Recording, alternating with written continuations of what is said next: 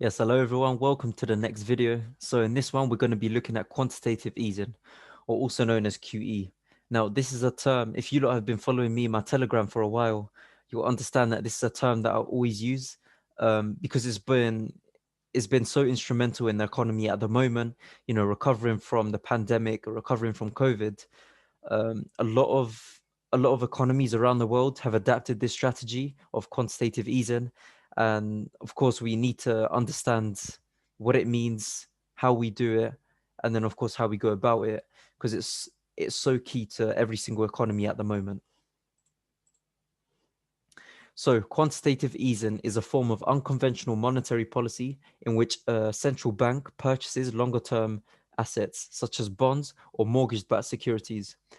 So before we get into the rest, the two types. You've got bonds, which of course we know is, as I've been explaining, it's like a type of loan that the government would pay from somebody, and then it matures, and eventually they have to pay it back to the investor. Then you've got a different type of security, which is a mortgage-backed security. So it's a security in a similar way, but it's linked to the mortgage market. So what's the goal of quantitative easing? The first one, of course, is to increase money supply. As a result, that stimulates economic activity.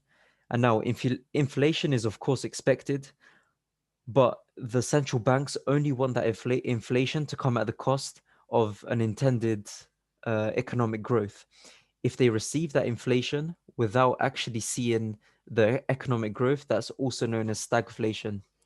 So that means when there's an increase of inflation, but not the intended economic growth that they were looking for. Now, why do we actually use it? Typically, it's because lowering interest rates is not effective anymore since they are near 0%. So they need another option. If we quickly go back to the monetary policies, here we go. Remember how we said the main way of having a monetary policy is by controlling interest rates. Eventually, when the economy is trying to recover, of course, they will reduce interest rates to increase economic activity, borrowing and spending. But it gets to a point when you're approaching 0% and you're even at 0% where you've got nowhere to go. So what's the next option? It's the purchasing of assets, the purchasing of bonds, or these mortgage-backed securities. So let's just compare quantitative easing versus printing money. Now, printing money was, of course, around for a long time. That's what central banks would be doing in the past. Quantitative easing is something that's come about in the past 20 years, I believe, particularly by the Bank of Japan. So many people argue that quantitative easing is a form of money printing, but carries less risk of producing high levels of inflation because it uses the bank acting as if it's a third party or an intermediary, rather than placing all of that money directly into the hands of the consumers. Now, if we were just simply printing money, you're going to get adverse effects. Now, let's look at the positive effects of QE. If implemented successfully, it can lead to a well-recovered economy with increasing economic stimulus. Now, of course, this is in theory.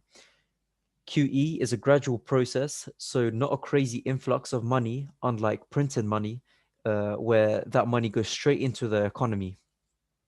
Now, the negative effects of QE. Potentially, the QE program may not work itself effectively into the economy.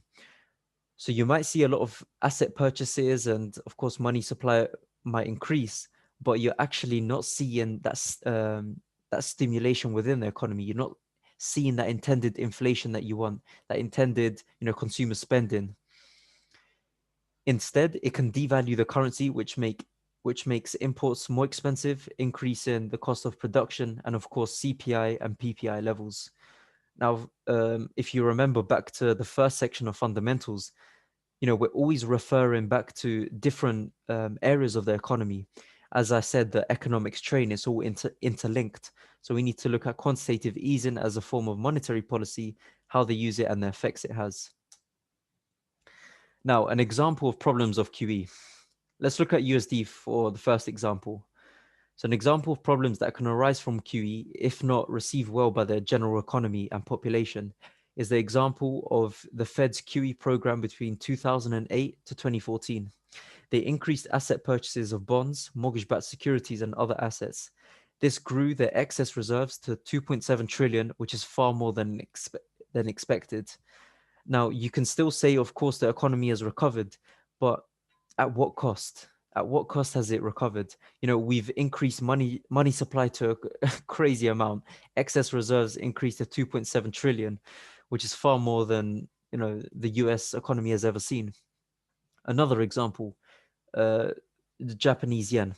So the Bank of Japan was the first to implement quantitative easing, in which it aimed to curb deflation and stimulate the economy after the financial crisis in Asia in 1997. So the Bank of Japan bought bonds and then private debt and stocks. So we're going to get into a lesson just about bonds and everything, but you can actually purchase private debt and bonds from the stocks. So that's something that we'll look into further on. Eventually, the intended economic stimulation did not go through well into the economy, with GDP falling 20% a year over the 8 years of the program. So instead of actually going in a positive way, quantitative easing did not flow well into the economy, wasn't distributed well, and instead we saw GDP actually fall rather than what we intended for that to grow, and then of course inflation to grow a bit as well.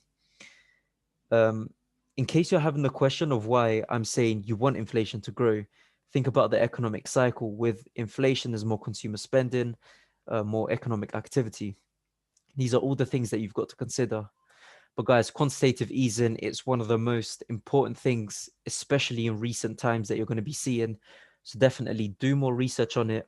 There's not much else to it apart from what I've said. Of course, every economy has a different type of QE program. Some of them, right now, it's the end of August in 2021. So quite a few are about to pull back on that quantitative easing. An example is the US and the Fed. Hopefully, we can be seeing that in the next few months. And then, of course, from that, we'll be seeing DXY and USD increasing in value. But yeah, let's just see what happens with the economy. But yeah, guys, this is it for quantitative easing. I hope it helped and gave you a better understanding, because I've always had a lot of questions about this, especially since I talk about it so much in my fundamental breakdowns. But yeah, guys, that's it. And I'll see you in the next video.